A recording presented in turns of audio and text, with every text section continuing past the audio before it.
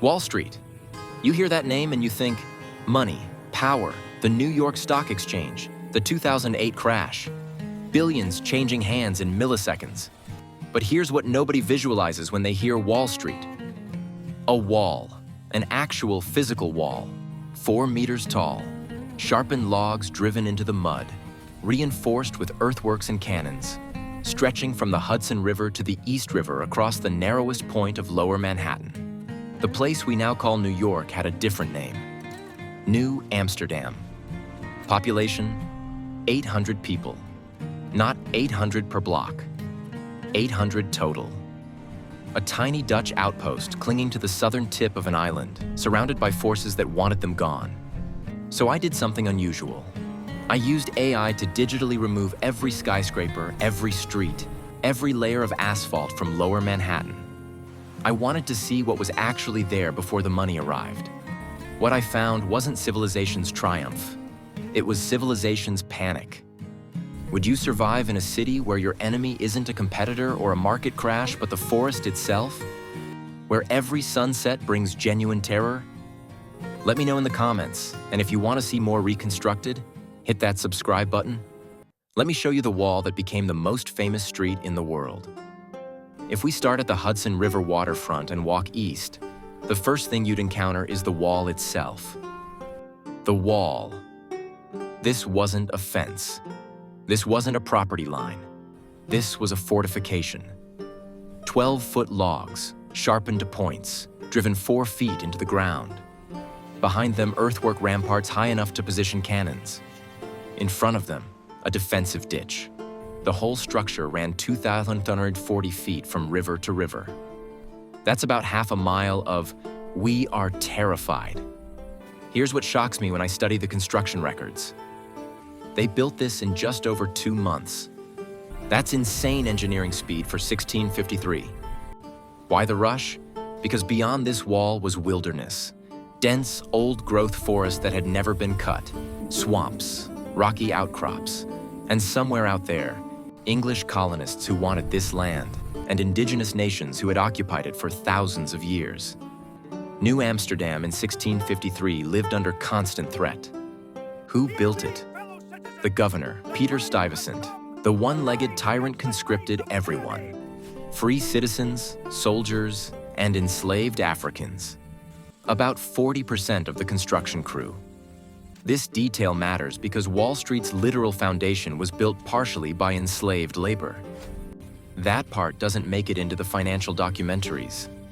The wall had 2 gates, 2 points where the outside world could enter. The Water Gate on the East River side. This is roughly where Water Street meets Wall Street today. Every morning, farmers from outside the wall would bring produce through here to sell at the market. The Land Gate on the west side near Broadway. This is where the main road led north into the unknown.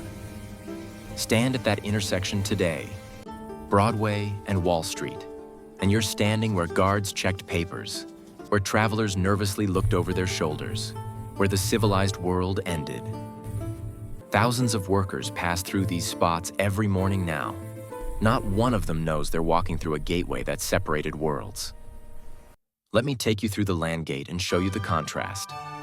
Inside the wall, order. Dutch step-gabled houses built of brick. Narrow streets laid out in a grid. Canals. Yes, actual canals. Broad Street today used to be the Broad Canal, where boats could navigate right into the heart of the settlement. The smell of cooking, pipe smoke, the sound of Dutch being spoken. Church bells, the clank of the blacksmith. This was Europe transplanted.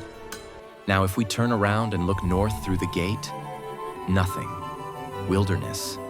Silence broken only by wind in the trees and bird calls from species that don't exist anymore. This is what gets me every time I work with these reconstructions. The psychological weight of that emptiness. Where Times Square stands today, dense forest and granite outcrops. Where Central Park is now, it was still wild then. The entire Upper Island was unknown territory to the Dutch. A 2-day walk from here would get you to what's now Midtown. But in 1653, you might not come back. The wall wasn't paranoia. The wall was survival. And at night, when the gates closed and guards walked the ramparts with torches, everyone inside knew. This wall is all that stands between us and everything out there. If we walk south from the wall, down what's now Broadway, we reach the true center of power, Fort Amsterdam. This spot where the National Museum of the American Indians stands today was the administrative heart of New Amsterdam.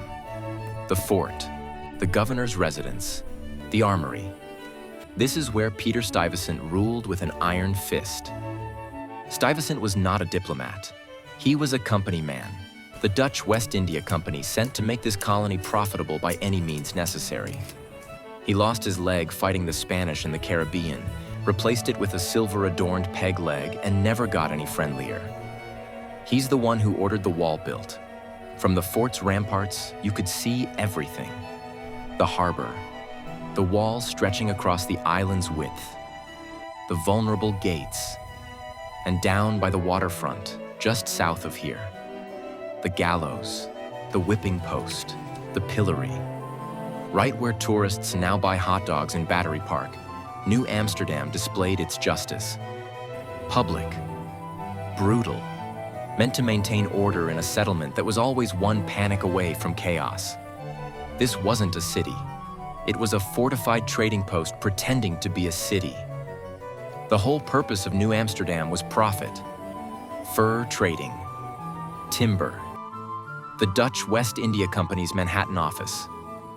Every decision Stuyvesant made was economic, including that wall. Because if this settlement fell, the entire Dutch claim to North America fell with it. 11 years after the wall was built, 4 English warships sailed into the harbor. Stuyvesant wanted to fight. The citizens didn't. They surrendered without firing a shot. New Amsterdam became New York. The wall stayed. For a while. By 1699, the wall was more nuisance than defense. The city had grown beyond it. English merchants wanted to expand. The wooden logs were rotting, so they tore it down. But here's the beautiful irony.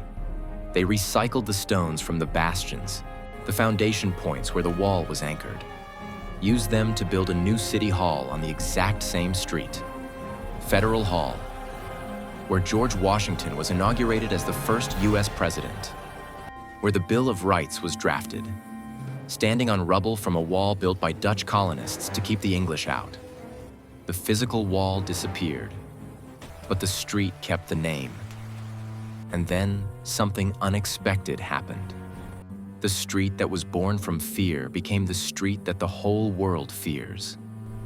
A different kind of wall, a wall of capital, a wall that determines who has wealth and who doesn't. The wooden logs became steel and glass. The defense against invasion became the engine of financial invasion. The barrier became the center. Wall Street didn't forget what it was. It just changed what it was protecting. Every financial headline, every stock crash, every boom, every scandal that begins with the words Wall Street today. Remember this, that name is a scar, a linguistic fossil from when 800 Dutch colonists huddled behind sharpened logs and prayed the wall would hold. The street that runs through the heart of global capitalism is named after a barrier built by terrified people at the edge of the known world. We build walls when we're afraid. We name streets after those walls. And then, centuries later, we forget we were ever afraid at all. So the next time you hear Wall Street on the news, see it for what it really is. A 370-year-old reminder that every center of power started as someone's desperate frontier. What we call strength today was someone else's fear yesterday. And the walls we build, physical or financial, never protect us quite the way we think they will. What other hidden layer of New York or London should I excavate? Drop your suggestion below.